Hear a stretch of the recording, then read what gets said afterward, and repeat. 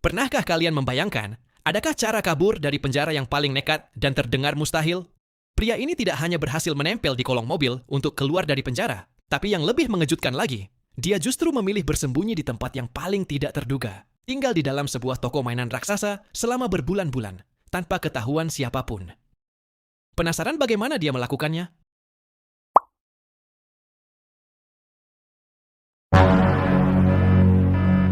Layar dibuka dengan potret kelabu kehidupan Jeffrey Manchester. Sebagai mantan veteran Angkatan Udara, Jeff seharusnya punya masa depan cerah, namun realita berkata lain. Hari itu, dengan langkah berat, ia mendatangi rumah mantan istrinya demi merayakan ulang tahun sang buah hati tercinta. Momen yang seharusnya bahagia berubah menjadi pilu saat sang anak dengan polosnya meminta sebuah kado sepeda. Jeff hanya bisa terdiam menahan sesak. Dompetnya sedang sekarat. Alhasil, ia hanya bisa memberikan mainan bekas yang ia bungkus sedemikian rupa agar terlihat seperti barang baru di mata anaknya. Mungkin, bagi sebagian orang, membeli sepeda hanyalah perkara remeh. Namun bagi Jeff, memikirkan kebutuhan sekunder adalah sebuah kemewahan yang tak tergapai. Untuk sekadar mengisi perut sehari-hari saja, ia harus banting tulang melakukan kerja serabutan yang hasilnya tak seberapa.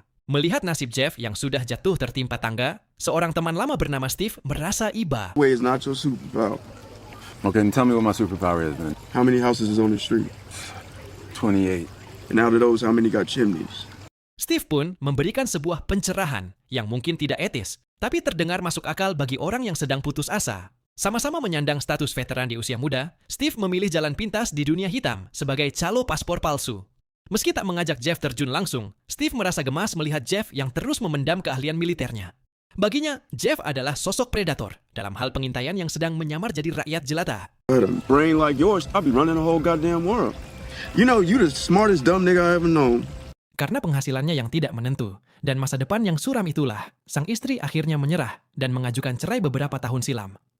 Hak asuh ketiga anak mereka pun jatuh ke tangan sang mantan demi menjamin kehidupan mereka agar tidak ikut menderita bersama Jeff.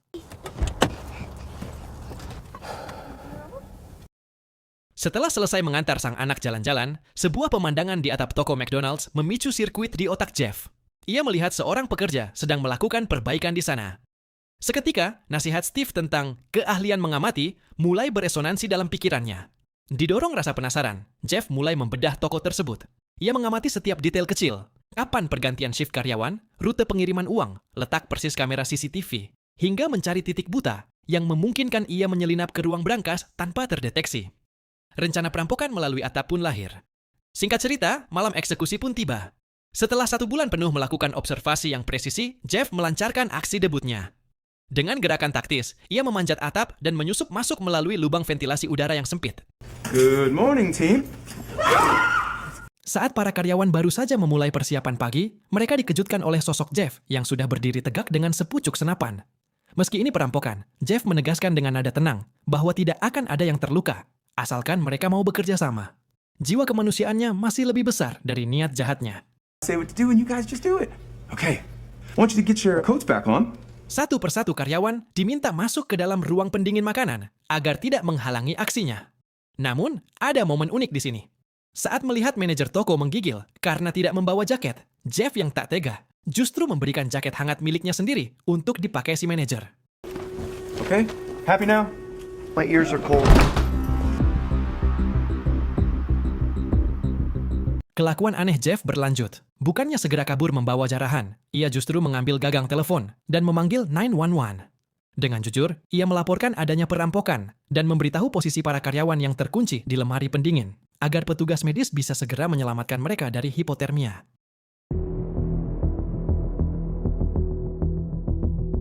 Selama 2 tahun berikutnya, Jeff menjelma menjadi legenda urban. Ia membobol hampir 40 toko dengan metode ventilasi yang sama. Media dan polisi menjulukinya Roofman. Ia dicap sebagai penjahat paling licin karena nyaris tidak pernah meninggalkan satupun bukti forensik di tempat kejadian perkara. Tak hanya licin, Roofman dikenal sebagai perampok paling sopan sejagat raya. Tidak pernah ada korban jiwa, dan para saksi justru terkesan dengan sikapnya yang santun. Citra perampok berjaket hangat ini benar-benar membuat pihak kepolisian kelimpungan mencari celah penangkapannya. Steve, yang sedang menonton berita di televisi, mulai merasa ada yang tidak beres. Kecurigaannya mengarah pada Jeff, apalagi setelah polisi merilis ciri fisik Roofman yang atletis dan memiliki tinggi badan ideal. Sangat mirip dengan profil sahabatnya itu. Sadar penyamarannya terancam, Jeff segera mematikan televisi dan mengalihkan pembicaraan dengan mengajak Steve merayakan ulang tahun anaknya. Come on. Let's go. Berkat tumpukan uang hasil rampokan, Jeff kini menjelma menjadi pria kaya yang memiliki rumah mewah dan bahkan berhasil membujuk mantan istrinya untuk kembali rujuk. Inilah hidup yang selama ini Jeff mimpikan. Puncaknya, di hari ulang tahun sang anak, ia akhirnya bisa membelikan sepeda impian sebagai hadiah penebus dosa masa lalunya. Kebahagiaan seolah sudah sempurna di genggamannya. Namun, roda nasib berputar cepat. Polisi akhirnya berhasil mengendus identitas asli sang roofman. Jeff pun diringkus tanpa perlawanan berarti.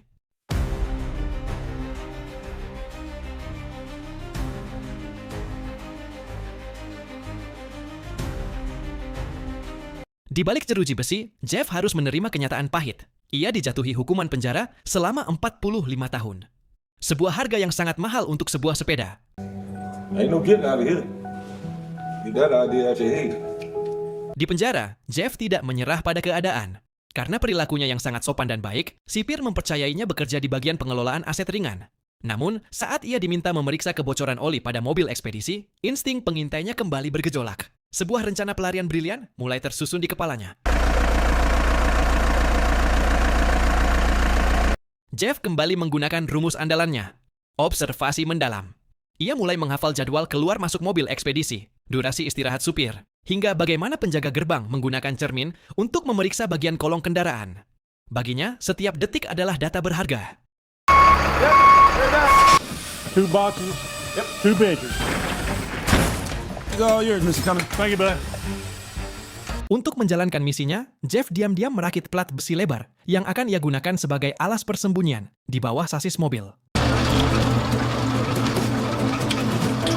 Jantungnya berdegup kencang saat mobil tiba di gerbang. Penjaga mulai memeriksa kolong mobil dengan cermin. Jeff nyaris tertangkap karena plat besi yang ia buat ternyata sedikit terlalu pendek untuk menutupi seluruh tubuh atletisnya. Beruntung, dengan sedikit menekuk kepalanya secara ekstrem, ia berhasil lolos dari pantauan petugas.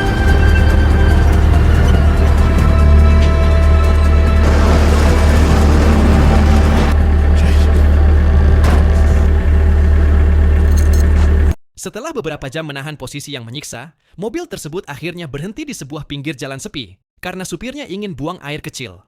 Tanpa membuang waktu, Jeff merosot turun dan langsung berlari sekencang mungkin menuju kegelapan hutan.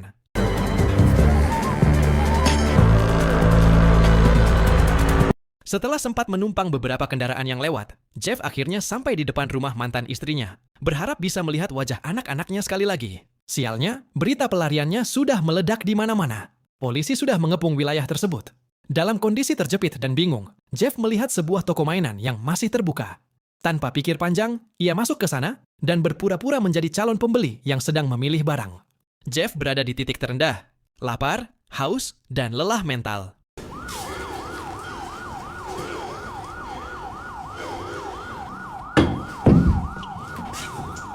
Saat suara sirene polisi mulai mendekat ke arah toko, ia melakukan tindakan nekat dengan memanjat plafon toilet dan bersembunyi di sana dengan napas tertahan.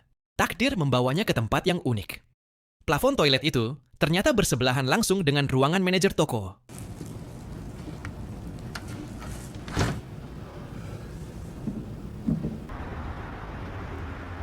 Saat toko tutup dan semua orang pulang, Jeff turun dari persembunyiannya dan mulai mempelajari setiap sudut sistem keamanan CCTV di toko tersebut. Ia terpaksa meminjam beberapa makanan ringan untuk mengisi perut. Namun, karena ini toko mainan, jangan harap ada makanan bergizi. Jeff hanya bisa mengganjal perutnya dengan aneka permen.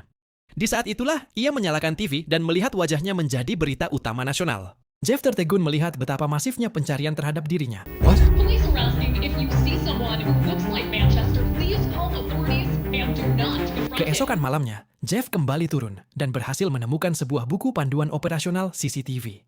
Dengan kecerdasannya, ia mulai meretas sistem tersebut. Setelah berhasil menonaktifkan kamera secara permanen tanpa memicu alarm, Jeff merasa toko mainan itu adalah wilayah kekuasaannya. Saat menyisir rak, ia menemukan ruang kosong di belakang etalase sepeda gunung yang sangat luas dan memutuskan untuk menjadikannya rumah rahasia. Hari demi hari berlalu di dalam toko mainan tersebut. Berita tentangnya masih panas di media. Untuk menjaga kesehatan mentalnya agar tidak gila karena kesepian, Jeff mulai melakukan hal-hal yang tidak masuk akal. Ia mengumpulkan tumpukan balon, boneka, hingga coklat Kinder Joy. Di tengah kegelapan toko, ia menyalakan musik dan berjoget sendirian layaknya anak kecil. Inilah cara Roofman tetap waras di tengah tekanan status buronannya. Jeff mulai membangun benteng pertahanan. Ia mencuri perangkat CCTV mini dari rak jualan dan memasangnya di setiap titik buta toko, termasuk satu kamera tersembunyi yang ia arahkan tepat ke meja kerja sang manajer. Lewat monitor rahasianya, Jeff sering mengamati drama kehidupan di toko tersebut. Salah satunya adalah interaksi antara pemilik toko yang pelit dengan seorang karyawannya yang cantik bernama Leigh. Leigh sering memprotes kebijakan jam kerja yang tidak manusiawi, namun sang bos selalu menindasnya dengan aturan perusahaan. Jeff yang mengamati dari balik layar mulai merasa simpati pada gadis tersebut. Yeah, you're an unbelievable dick. $UCC. That's the dumbest password I've ever heard of. He found me. Setelah 2 minggu bersembunyi dan merasa polisi sudah mulai lengah, Jeff mulai berani keluar untuk menghirup udara segar. Ia memodifikasi pintu darurat agar bisa ia akses kapan saja dan meminjam satu sepeda gunung untuk berjalan-jalan di malam hari. Saat menemukan telepon umum, ia mencoba menghubungi Steve. Namun, hanya pacar Steve yang mengangkat dan Jeff pun menitipkan pesan bahwa ia dalam keadaan baik. Ia juga mencoba menghubungi mantan istrinya, namun jawaban yang ia terima justru sangat menyakitkan. Mereka sudah menganggap Jeff mati. And you need to move on too.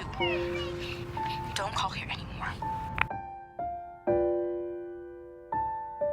Suatu siang, monitor CCTV Jeff menunjukkan si bos toko yang bersikap kasar dengan menolak memberikan sumbangan mainan untuk panti asuhan.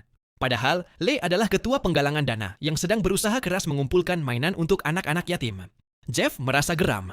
Meskipun si bos punya banyak stok mainan bekas di gudang, ia tetap menolak menyumbang. Jiwa Robin Hood Jeff pun bangkit. Ia masuk ke gudang, mengemas sekarung penuh mainan berkualitas, dan membawanya keluar. Oh, it's too heavy for me. Where the toys go? Where do you want me to put them? Jeff mendatangi gereja tempat Leigh berada. Dengan rasa percaya diri karena merasa wajahnya sudah mulai dilupakan media, ia menyerahkan mainan tersebut sebagai donatur misterius. Selesai acara, Jeff diajak berkenalan dengan Leigh oleh pengurus gereja. Dengan cerdik, Jeff mengarang cerita bahwa dirinya adalah seorang agen rahasia pemerintah yang baru saja pindah tugas ke kota tersebut. Leigh yang terkesan dengan pembawaan Jeff yang sopan pun mulai membuka hati. Keesokan harinya, saat mereka berkencan di taman, Jeff mencoba jujur bahwa ia sebenarnya adalah seorang duda dengan 3 anak. Ternyata, kejujuran itu justru membuat Leigh semakin tertarik. Ia menganggap Jeff adalah pria yang bertanggung jawab dan akhirnya mengajak Jeff berkunjung ke rumahnya untuk diperkenalkan pada kedua putri kecilnya. Have you played 4 Swords? Very angsty teenage music for your listening pleasure. Keamanan Jeff mulai goyah akibat sebuah kesalahan konyol. Suatu pagi yang buta, Jeff sedang mandi dan menjemur seluruh pakaiannya di tengah toko. Berasumsi toko masih sepi. Namun, tiba-tiba si bos datang jauh lebih awal untuk menyelesaikan pekerjaan yang tertunda. Terjadilah momen memalukan. Jeff keluar dari kamar mandi hanya mengenakan handuk atau bahkan tanpa pakaian, tepat saat si bos keluar dari ruangannya. Keduanya membeku dalam situasi yang sangat aneh. What the fuck?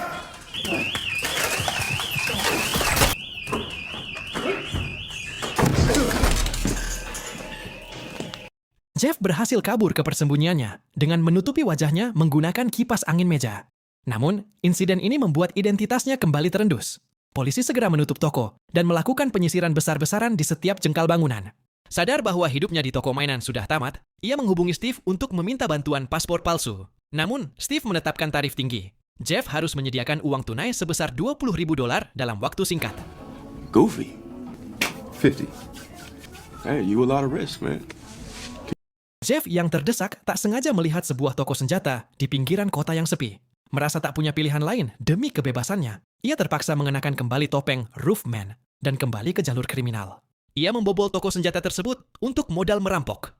Rencananya sangat ironis, ia akan merampok toko mainan tempat ia bersembunyi selama ini, karena ia sudah tahu persis kapan waktu paling lemah bagi sistem keamanan di sana.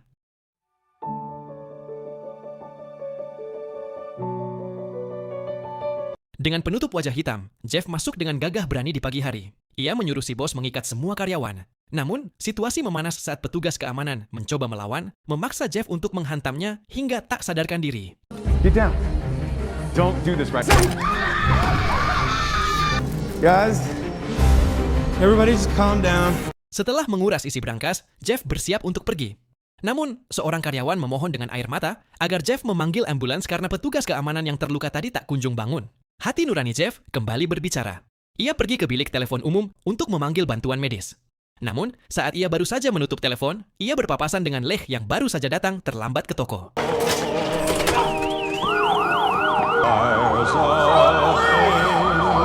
Malam harinya, Jeff menemui Steve dan menyerahkan uang hasil rampokan. Paspor dan identitas barunya pun siap. Jeff berpamitan dengan berat hati, menitipkan pesan terakhir untuk keluarga yang sangat ia rindukan. Saat sudah berada di ambang pelarian menuju perbatasan, ponselnya berdering. Itu dari Leigh. Dengan suara lembut, Leigh mengingatkan tentang acara syukuran sore itu dan betapa anak-anaknya sangat mengharapkan kehadiran Jeff. Jeff berada di persimpangan jalan antara kabur atau berpamitan secara manusiawi. Cinta akhirnya mengalahkan logika. Saat Jeff mengetuk pintu rumah Leigh, ia tidak disambut oleh senyum hangat, melainkan oleh kepungan senjata polisi. Leigh berdiri di sana dengan air mata mengalir. Ia ternyata mengenali wajah Jeff di depan bilik telepon kemarin.